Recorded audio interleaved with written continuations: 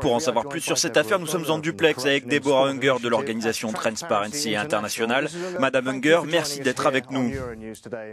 Merci à vous. C'est la première fois que la FIFA estime officiellement que certains de ses anciens dirigeants se sont rendus coupables de corruption à grande échelle. Est-ce un véritable changement en vue d'une plus grande transparence au sein de cet organisme? La FIFA semble vraiment vouloir apparaître désormais comme une victime dans ces affaires de corruption. Elle veut récupérer son argent.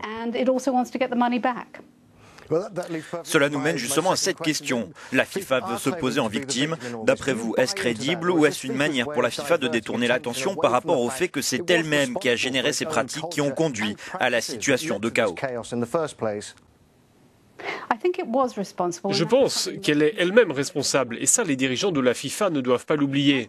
Cela dit, le ministère américain de la Justice a décrit la FIFA comme étant une victime, et c'est très important, car si elle n'est pas une victime de la corruption, cela revient à dire qu'elle en est elle-même l'auteur. Et dans ce cas, cette organisation pourrait être interdite par les autorités suisses. Ce n'est qu'en gardant ce statut de victime qu'elle pourra engager ses réformes. Maintenant, va-t-elle se réformer vraiment? C'est la grande question.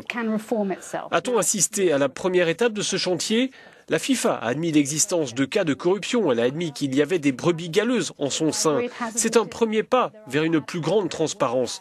Mais il va falloir en faire beaucoup plus en la matière pour regagner la confiance des gens. Là, je pense que certains vont accueillir avec un peu de cynisme cette annonce.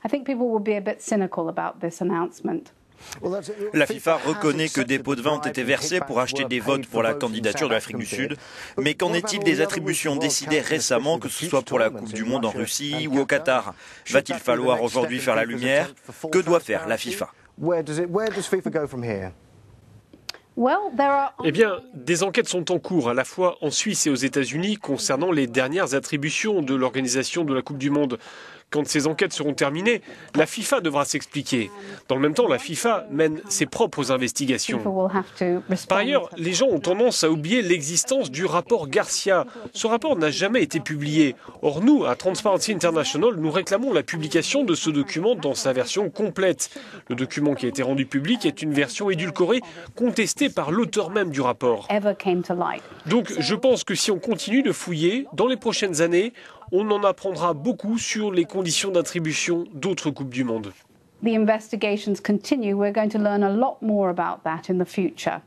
Ce rapport Garcia sera-t-il bientôt rendu public dans sa version originale? Je ne suis pas sûr. En fait, on n'en sait rien. Je pense que le nouveau président, Gianni Infantino, devrait en faire une priorité. Ce serait un geste fort pour rétablir de la confiance.